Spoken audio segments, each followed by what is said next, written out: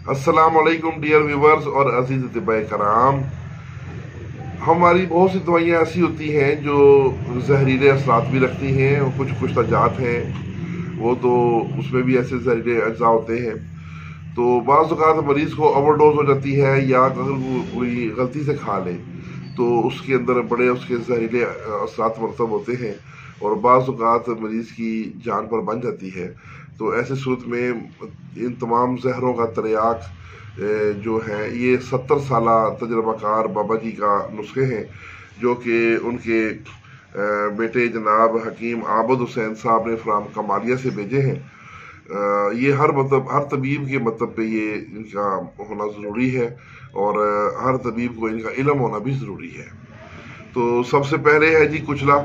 ये एक जहरीली दवाई है लेकिन मर्दाना ताकत में भी इस्तेमाल होती है, पट्ठों की ताकत के लिए, जिस्म में दर्दों के लिए इस्तेमाल होती है। बहुत ही अच्छी दवाई है लेकिन इसमें जहरीले अज्जा भी होते हैं, इसके साइड इफ़ेक्ट भी होते हैं।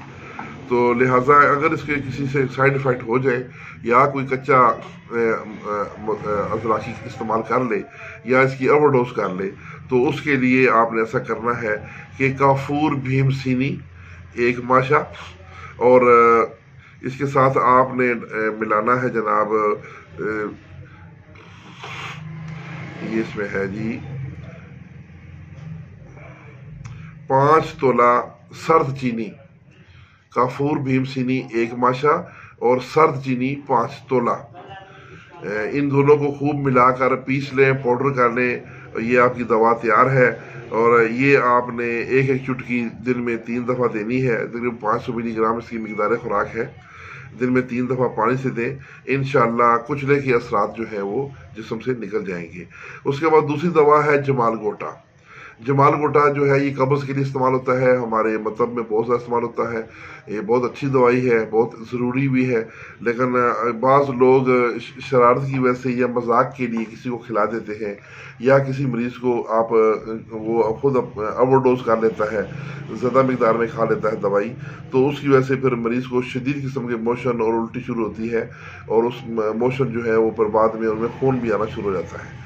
तो उस वक़्त आपने उसका जो इलाज करना है जमाल गोटा का से मसला बन जाए तो खुशक धनिया आपने लेनी है जनाब 5 ग्राम खुश्क धनिया और दही ले लें आप हस्बे ज़रूरत तकरीबन 50 ग्राम।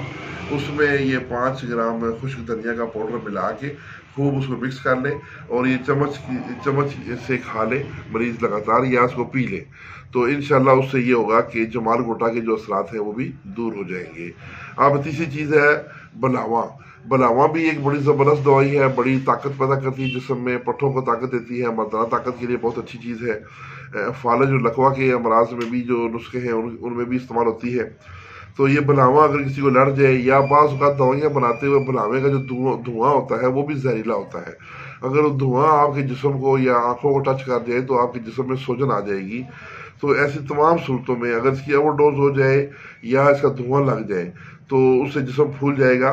तो तबीब को चाहिए कि तिलों का तेल, ये मीठा तेल भी इसको कहते हैं, तिलों का तेल भी कहते हैं, ये आधी प्याली तकरीबन आप इसको 2 तोला से 3 तोला मरीज़ को फ़ौरन पिला दें।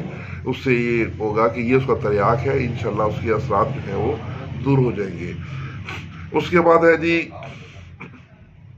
नंबर 4 पे सिमरफार किसी को लड़ जाए या अगर उसकी ओवरडोज हो गई है या किसी ने कच्चा सिमरफार इस्तेमाल कर लिया तो अरेंड कहते हैं हरनोली को। हरनोली या अरेंड ये दोनों एक ही पौधे के नाम हैं। इसके पत्तों का पानी जो है वो आपने एक प्याली सुबह दोपहर शाम लगातार मरीज़ को इस्तेमाल करवानी है जब तक आप सब ज़रूरत महसूस करें। तो इंशाल्लाह इससे ये होगा कि मरीज़ के जिस्म से सिमरफार के असर दूर हो जाएंगे।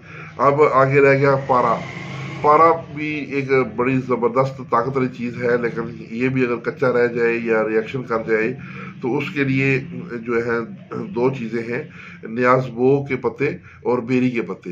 न्याज़बो को इंडिया में तुलसी भी कहते हैं, असल में थोड़ा न्याज़बो तुलसी में थोड़ा फ़र्क भी है। तो ये दोनों एक ही ख़ानदान के 2 पौधे हैं।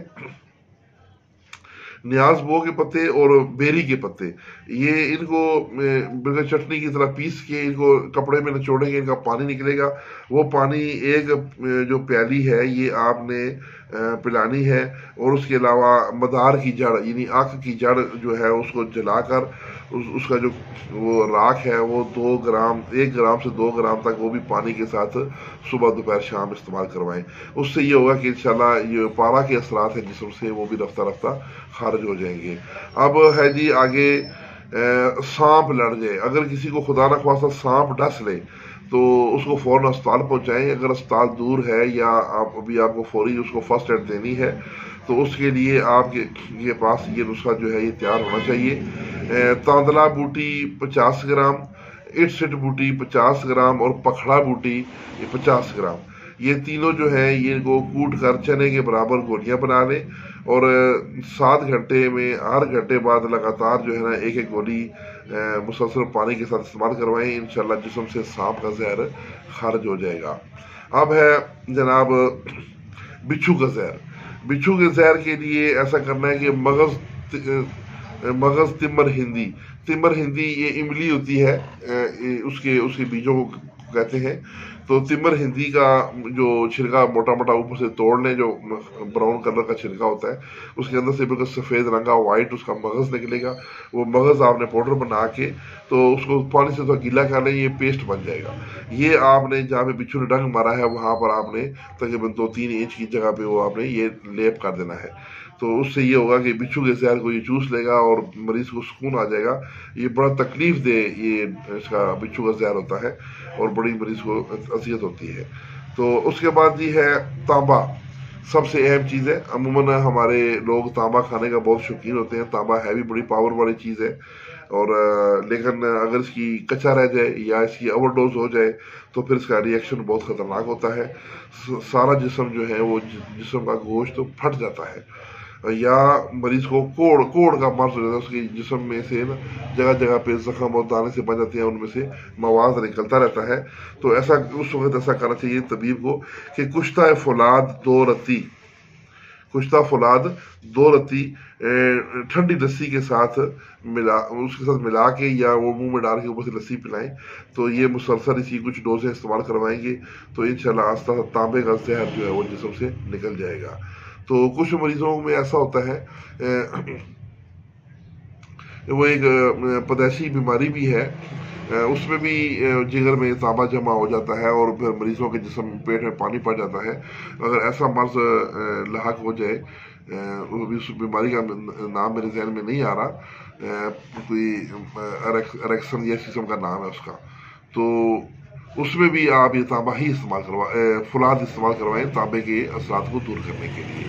تو یہ نسخے جناب ہمیں بھیجے ہیں جناب حکیم عابد حسین صاحب نے فرام کمالیہ سے۔ آپ کا موبائل نمبر ہے 0344 794 5639۔ تو یہ نسخہ جات آپ کے خاندانی نسخہ جات ہیں جو کہ 70 سالوں سے آپ کے مطلب میں مجرب اور آزمودہ ہیں، یہ ہر طبیب کے علم میں ہونے چاہیے۔